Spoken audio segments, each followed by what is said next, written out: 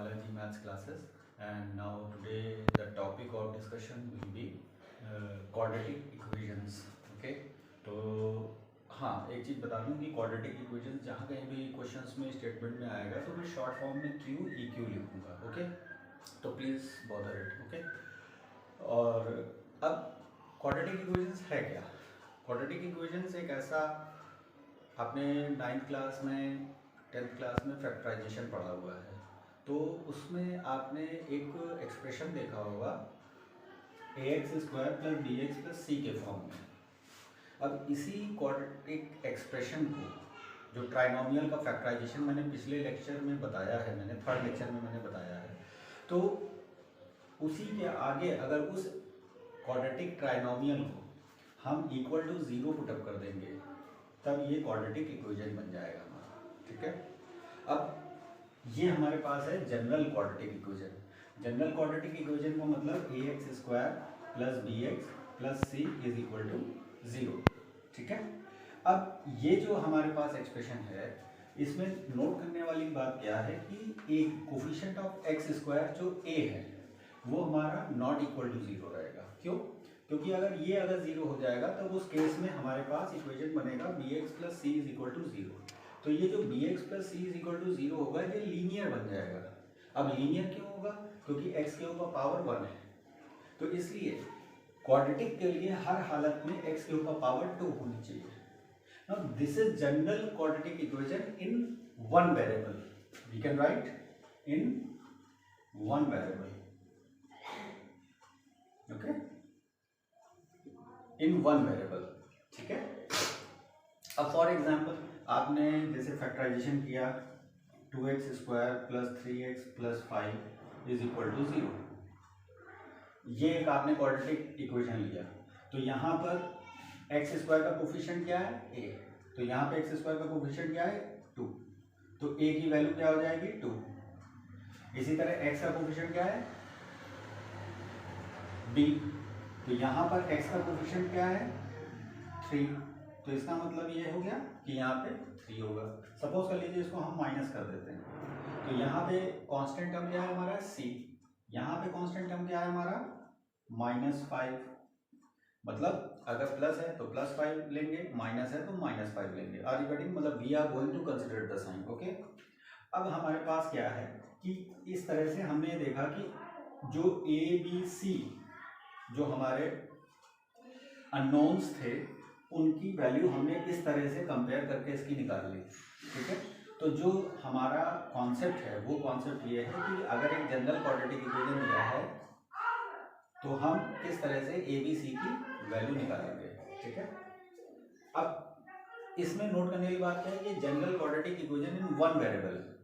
अगर मान लीजिए कि इक्वेशन इस तरह से लिखा होगा जैसे ax², फॉर एग्जांपल इसका हम एग्जांपल ले लेते हैं जैसे 2x² = 0, या मान लीजिए कि रूट. तो this will be your pure quadratic equation. Are you getting it? Okay,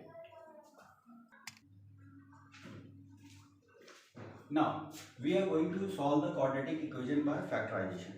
अब ये फैक्टराइजेशन का टॉपिक आपने 9th में भी पढ़ा है, 10th में भी पढ़ा है और 11th में भी आप पढ़ेंगे. ओके, तो ये जो क्वाड्रेटिक इक्वेशन चैप्टर है, ये टॉपिक है, ये हमारा चारों स्टैंडर्ड को कवर करता है, 9, 10, 11, 12 और IIT JEE वगैरह में और कॉम्पिटिटिव लेवल में इसका एक बहुत अच्छा क्वेश्चन का पार्ट रहता है. ठीक है, तो वो हम लोग पढ़ेंगे. एक चीज़ मैं आपको यहाँ बताना चाहूँगा कि क्वाड्रेटिक इक्वेशन का शेप क्या होता है. शेप ऑफ क्वाड्रेटिक इक्वेशन, अगर ज्योमेट्रिकली हम क्वाड्रेटिक इक्वेशन को प्रेजेंट करना चाहेंगे तो वो क्या रिप्रेजेंट करेगा. तो एक टर्म आप जान लीजिए, इट रिप्रेजेंट्स ए पैराबोला.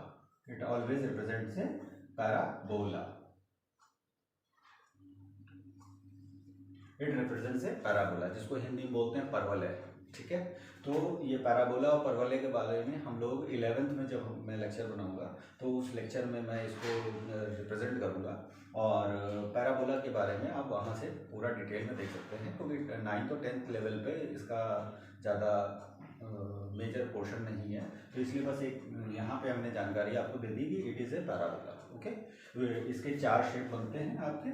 ठीक है, एक आपका ये जो बनेगा, सेकंड आपका इस तरह से बनेगा, आपका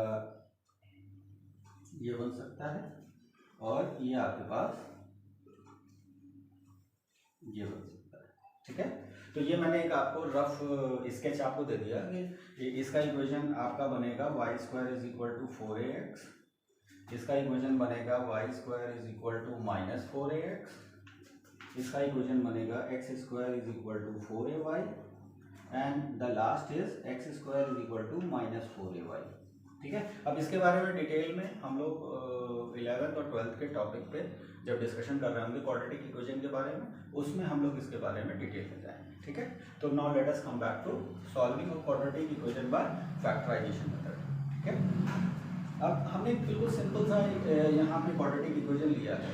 जब हमने इस पार्ट को देख रहे हैं तो ये क्वाड्रेटिक एक्सप्रेशन है जिसको हम फैक्टराइज करते थे, इसको हमने इक्वल टू 0 रखा, क्वाड्रेटिक इक्वेशन बना, और सिंपल वे में जैसे आप फैक्टर्स करते थे 9th में और 10th में, उसी तरह इसको मतलब सॉल्व करना है हमें। जैसे 12 को हम लिख सकते हैं 3 into 4, ये मैंने पिछले लेक्चर में इसी को लिया था, तो इसलिए ले रहा हूँ कि जैसे वहाँ आपने फैक्टराइजेशन किया तो यहाँ पे सॉल्व भी आप आसानी से कर लेंगे।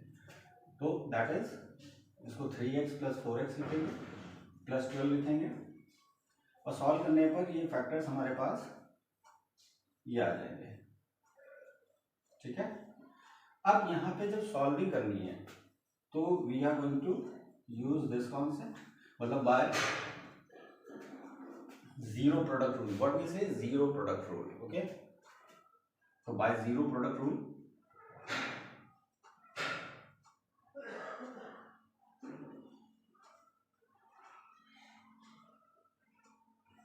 ठीक है,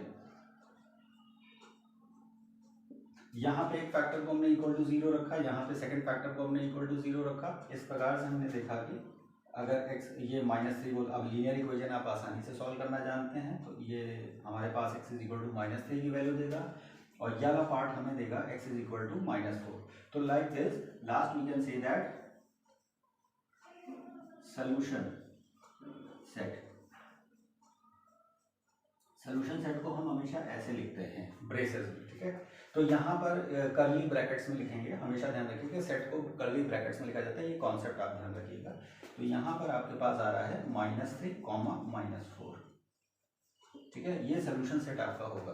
बेसिकली यही से रिप्रेजेंट किया जाता है, लेकिन कुछ लोग जनरली ऐसे ही बता देते हैं कि x is equal to -3 and x is equal to -4, इस तरह से भी रिप्रेजेंट कर सकते हैं। That is not a problem, आप इससे कीजिए, लेकिन अच्छा ये लगता है कि solution set is equal to -3, -4। तो like this we are going to solve the quadratic equation by factorisation method. ठीक है, फॉर्मूले से जो हम लोग सॉल्व करेंगे क्वाड्रेटिक इक्वेशन को, जो डिस्क्रिमिनेंट मेथड है, उसके बारे में नेक्स्ट लेक्चर में हम लोग डिस्कस करेंगे।